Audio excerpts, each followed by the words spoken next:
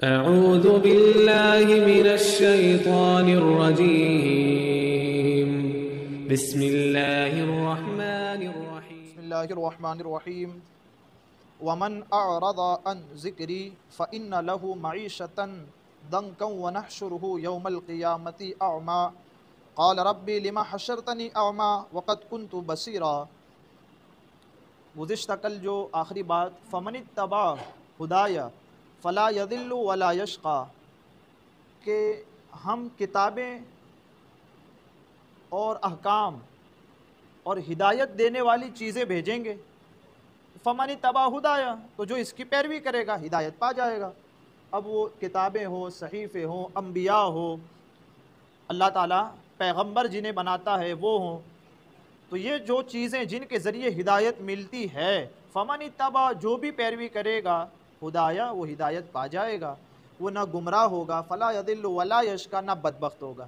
یہ چیز ہو گئی، نہ گمراہ ہوگا نہ بدبخت ہوگا۔ کون؟ جو اس کو قبول کرے گا وہ۔ اب جو نہ قبول کرے اس کے لیے اب ان کی باری آتی ہے، قرآن ان کو ڈیفائن کر رہا ہے۔ ومن اعرض عن ذکری، اور جس نے میرے ذکر سے منہ پھیرا۔ اب ذکر سے مراد کا ایک تو وہ جو قرآن کی آیتیں، جس نے قرآن کی آیتوں کو نہ مانا، ایک یہ، دوسرا کا جس محبوب پہ اتارا اس محبوب کی ذات۔ ہمارے اور آپ کے لیے نمونۂ عمل کون ہے؟ کا محبوب کی زندگی ہے۔ تو جس نے محبوب کی زندگی کو نہ اپنایا، دوسرے قول کے مطابق ایک یہ چیز، ومن اعرض عن ذکری، جس نے میرے ذکر سے منہ پھیرا، ہمارے احکام نہ مانے، نبی کی زندگی کو قبول نہ کیا، جیسا نبی نے زندگی گزارنے کا حکم دیا ویسا نہ گزارا، تو فإن له معیشة ضنکا، تو بے شک اس کے لیے زندگی تنگ ہے۔ کہاں کی زندگی تنگ ہے؟ دنیا کی ہو تو بھی تنگ ہے، قبر کی ہو تو بھی تنگ ہے، آخرت کی ہو تو بھی تنگ ہے۔ تنگ کی وضاحت کرتا ہوں میں، تھوڑا سا اس کو سن لیتے ہیں ترجمہ۔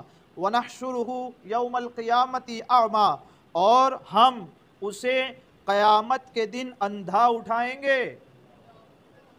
انکھیارا نہ ہوگا، دیکھنے والا نہ ہوگا۔ کون؟ ہر وہ جس نے ہمارے ذکر سے منہ پھیرا، ہر وہ جس نے نبی کی تعلیم کو نہ اپنایا، وہ کس حالت میں اٹھے گا؟ اندھا ہوگا۔ قرآن آگے کہتا ہے قال ربی لما حشرتنی اعما وقد كنت بصیرا۔ اب وہ جب اٹھے گا تو اللہ کی بارگاہ میں عرض کرے گا، پروردگار عالم تو نے مجھے اندھا کیوں اٹھایا؟ لما حشرتنی اعما وقد كنت بصیرا، میں تو اکھیارا تھا جب میں مرا تھا، جب میری روح قبض ہوئی تھی نا، تو میں تو دیکھ رہا تھا سب کچھ۔ آج جب قیامت میں اٹھ کر کے آیا ہوں تو کچھ دیکھ نہیں پا رہا ہوں۔ قال ربی لما حشرتنی اعما وقد كنت بصیرا، تو نے مجھے اندھا کیوں اٹھایا حالانکہ میں تو دیکھنے والا تھا۔ اللہ نے کیا فرمایا؟ جو بھی ہمارے ذکر سے منہ پھیرتے ہیں ہم ان کی زندگی پہلے تو تنگ کر دیتے ہیں، ایک یہ چیز۔ اچھا، زندگی تنگ کر دیتے ہیں، کہ دنیا کی زندگی بھی تنگ ہو جاتی ہے، کتنوں ہی مال ہو لالچ ختم نہیں ہوتی، فیکٹری، دکان، جائیداد، بینک بیلنس، ہر چیز آ گئی، پھر کمی نہیں ہوتی، لالچ کمی نہیں ہوتی۔ سونے کی وادی ہو گئی نا، وادی پوری سونے کی مل گئی نا، تب بھی اس کا پیٹ ابھی نہیں بھرتا، اور دوسری وادی مل جائے، یہ کیا ہے؟ کہ دنیا کی زندگی کا تنگ ہو جانا ہے، مال و اسباب کی چاہت، میں یہ کر لوں، میں وہ کر لوں، میرا یہ بھی ہو جائے، میرا وہ بھی ہو جائے، میرا سب کچھ ہو جائے۔ کہ یہ کیا ہوتا ہے؟ کہ جو ہمارے ذکر سے منہ موڑتے ہیں تو عذاب ایسے نہیں آتا کہ آسمان سے بارش آ جاتی ہے خون کی، آسمان سے پتھر گرنے لگتے ہیں کہ اب وہ نہیں ہوگا، اب یہ ہوگا۔ کیا؟ ہر چیز موجود ہے، گھر میں بیوی موجود ہے، بچے موجود ہیں، ماں باپ موجود ہے، لیکن وہ گھر میں آنے سے ڈرتا ہے، سکون ہی نہیں ہے۔ اس زندگی سے تو موت اچھی تھی۔ ہر دو آدمی میں سے ایک آدمی آج یہ کہنے والا ملتا ہے ہم کو، یار مولانا ابھی تو زندگی نہ ہوئی جو یہ، ایسی زندگی کیوں جئیں ہم جس میں اس کے پاس خوشی کا ایک پل نہیں ہوتا۔ مسجد میں آتا ہے تو سوچتا ہے یہیں بیٹھا رہے، کیوں؟ کہ گھر جائیں گے صرف بوال، کہ ہے سب کچھ، لیکن کا جو نافرمانی ہوتی ہے نا اس کا وبال اس طریقے سے آتا ہے کہ سکون نہیں ملتا ہے، بہت سب کچھ ہو تب بھی سکون نہیں ملتا ہے۔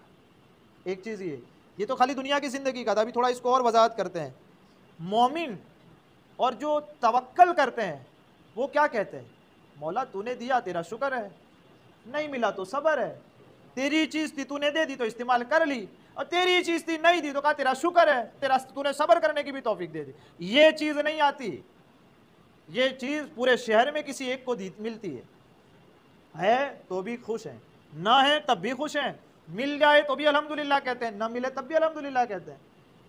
کسی بزرگ کے مریدین بیٹھے تھے تو نعمت ملی نا تب بھی کہا الحمدللہ. پھر جب یہ یوں تھا کہ ان کا سامان پہلے تو کشتی میں جاتا تھا نا دوسرے ملک تجارت کے لیے, ہوائی جہاز تو تھا نہیں, تو کشتیوں میں جاتے تھے. مرید نے آ کر خبر دی, حضرت جو سامان تجارت کے لیے گیا تھا آیا ہے, منافع بڑھا ہوا ہے. کہا سبحان اللہ الحمدللہ.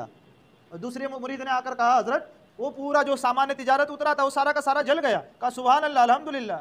اب مریدین حیران ہے, کہا نفع ہوا تب بھی سبحان اللہ کہہ رہے ہیں الحمدللہ کہہ رہے ہیں, نقصان ہوا تب بھی سبحان اللہ الحمدللہ کہہ رہے ہیں. کہا مسئلہ کیا ہے؟ کہا پوچھا ایسا کیوں ہے؟ کہا تو یہ نہ دیکھ, کہا یہ دیکھ جس نے دیا تو اس کے دینے پر شکر کر لیا, اب اسی کی چیز تھی نہ ملی تو کہا نہ دیا اس پر بھی شکر کر لیا. کہا یہ چیز نہیں ہوتی, سب کچھ ہو تب بھی بے سکونی کی زندگی اور بے چینی کی زندگی ہوتی, اور کچھ نہ ہو تب بھی ہر وقت بندہ کہتا ہے مولا تیرا شکر ہے کہ جس حال میں رکھا تو نے ہمیں رکھا. یہ چیز اس پر نہیں آتی. تو یہ جو عذاب کی شکل ہوتی ہے, کون سی زندگی تنگ ہو جاتی ہے, وہ یوں ہوتی ہے کہ ہر چیز ہو تب بھی بے سکون, دنیا کی زندگی بالکل بے چینی والی لگتی ہے. آگے قبر کی زندگی تنگ ہونے کی, قبر کی زندگی تنگ کیسے ہوتی ہے؟ حضرت عبداللہ بن عباس رضی اللہ تعالیٰ نے فرمایا, یہ آیت اسود بن عبد العزیٰ مخزومی کے حق میں نازل ہوئی, قبر کی زندگی تنگ ہوگی. کیسی ہوگی؟ اس سے مراد قبر کا دبانا ہے, کہ جب قبر دبائے گی نا کن کو, یہ وہ دو چیزیں, کون سی؟ جنہوں نے اللہ کے ذکر سے منہ موڑا وہ, جنہوں نے نبی کی تعلیم نہ مانی وہ, یہ لوگ جن کو قبر میں جائیں گے, جو جب قبر دبائے گی تو قبر کی سختی کا کیا حال ہوگا, کہ ادھر کی پسلیاں ادھر نکل جائے گی اور ادھر کی ادھر نکل جائے گی. یہ اس کو آپ خالی ایسا نہیں ہے کہ یہ کوئی فرضی چیز ہے, من گھڑت وستو نتھی. آپ اس کے بارے میں تھوڑا سا ڈیپلی سوچیں ایک مرتبہ, کہ وہ جو بلہ نہیں بیٹ, جب اس کی بیٹ کے اندر اسپرنگ نہیں لگی ہوئی ہوتی ہے نا, تو اس کی اسپرنگ فٹ کرنے کے بعد چاروں طرف فیویکول وغیرہ لگانے کے بعد اس کو ہم فٹ کرتے ہیں وہ لوہے کی مشین کے اندر, تاکہ وہ اسپرنگ بلے کے ساتھ جم جائے. اگر لکڑا کمزور ہوتا ہے تو کیا ہوتا ہے, جیسے جیسے ہم فٹ کرتے جاتے لکڑا پھٹتا جاتا ہے اور مشین مل جاتی ہے, ہوتا ہے نا. انسان کی زندگی کا بھی یہ حال ہوگا قبر میں. اگر رب کو ناراض کر کے گیا ہے نا تو قبر دبانا شروع کرے گی نا, تو ادھر سے ادھر نکل جائے گی اور ادھر سے ادھر نکل جائے گی. یہ قبر کی ابھی, اور ابھی تو یہ درمیانی مرحلہ ہے, ابھی آخرت کا مرحلہ. ان لدینا انکالا وجحیما وطعاما ذا غصۃ وعذابا الیما. کہا یہاں دنیا کی زندگی تنگ ہو گئی, قبر کی زندگی تنگ ہو گئی, آخرت کی زندگی بھی تنگ ہو جائے گی. کہا کیسے ہوگی؟ کہا آئیں گے تو پہلے اندھے ہوں گے, پہلے تو اندھے ہوں گے. مولا تو نے اندھا کیا ہم کو, ہم تو دیکھنے والے تھے. کہا سب سے پہلے عذاب اندھا لائیں گے, اندھا لانے کے بعد کہیں گے مولا پانی پینا ہے. کہا ٹھیک ہے خون اور پیپ پلاؤ, خون پلایا جائے گا, پیپ پلایا جائے گا, پئیں گے اس کو. بھوک لگی ہے, ٹھیک ہے تھور, جس کو ہم اور آپ گجراتی میں کیا کہتے ہیں, پھاپڑار تھور, کھلاؤ ان کو. ان لدینا انکالا وجحیما وطعاما ذا غصۃ, ایسا کھانا جو گلے میں پھنس جائے گا. اچھا پھر گلے میں پھنس جائے گا, کھائیں گے, کریں گے کیا, مرتا کیا نہ کرتا. بھوک لگی ہے تو کچھ نہ کچھ تو لینا ہی پڑے گا. تو جہنمی وہاں بھی کہے گا, وہ تھور بھی کھائے گا کانٹے والا, اور جب پھنس جائے گا گلے کے اندر, قرآن کہہ رہا ہے اس کو, ہم نہیں کہہ رہے. ان لدینا انکالا وجحیما وطعاما ذا غصۃ, ایسا کھانا جو گلے میں اٹک جائے گا. سورہ مزمل کی تفسیر میں ہم بیان کرائیں اس کو. غصۃ وعذابا الیما, اور وہ پینے کے لیے پانی مانگے گا تو مان حمیم, ایسا گرم کھولتا ہوا پانی دیا جائے گا اس کو کہ جب وہ اس پانی کو چہرے کے قریب کرے گا نا, ساری چمڑی سڑ کر کے اسی میں گر جائے گی, اتنا گرم وہ پانی ہوتا. یہ تنگی ہے کن کے لیے؟ کہ ہر اس آدمی کے لیے جو قرآن کو چھوڑتا ہے, ہر اس آدمی کے لیے جو نبی کی سیرت اور نبی کی تعلیم کو چھوڑتا ہے. کہے گا کیا؟ کہ مولا تو نے ہمیں اندھا اٹھایا, حالانکہ ہم تو دیکھنے والے تھے. اب حضور علیہ الصلوۃ والسلام کی حدیث پاک سماعت کرتے ہیں. حضرت ابو ہریرہ رضی اللہ تعالیٰ عنہ سے روایت ہے, رسول اللہ صلی اللہ تعالیٰ علیہ وسلم نے فرمایا, کیا تم جانتے ہو معیشت دنک, جو یہ معیشتاً دنکا کا لفظ جو قرآن نے ذکر کیا. اب حضور صحابہ سے سوال کرتے ہیں, کیا تم جانتے ہو کیا معنی ہے اس کا؟ ابھی تو جتنے اقوال تھے وہ مفسرین کے تھے, اب خود حضور صلی اللہ تعالیٰ علیہ وسلم اس کی تفسیر بیان فرماتے ہیں کہ اس لفظ کا کیا معنی ہے. صحابہ کرام عرض کرتے ہیں, آقا اللہ اور اس کا رسول بہتر جانتے ہیں. سبحان اللہ. ٹھیک ہے, یہ ہوتا ہے انداز بھی. عالم سے بھی جب سوال ہو اور تمہیں پتا ہو کہ مولانا پوچھ کے آ رہے ہیں, تمہیں پتا ہو, اس وقت یہ نہیں کہنا ہے نہیں یہ ہے, اس وقت کیا کہنا ہے, حضرت آپ تو مولانا ہے, آپ ہم سے زیادہ جانتے ہیں. یہ انداز ہے ادب کا. آج تو مولانا کچھ بولے اس سے پہلے 4 مسئلے تو وہ خود ہی بتا دیتا ہے، کیونکہ مولانا مسجد میں پڑھ کر، مولانا مدرسے میں پڑھ کے مولانا بنا ہے اور وہ یوٹیوب سے مولانا بن گیا ہے، تو مولانا کو سامنے 4 مسئلے بتاتا ہے، ایسا نہیں کہتا کہ حضرت جی آپ نے جو کہا وہ ٹھیک ہے۔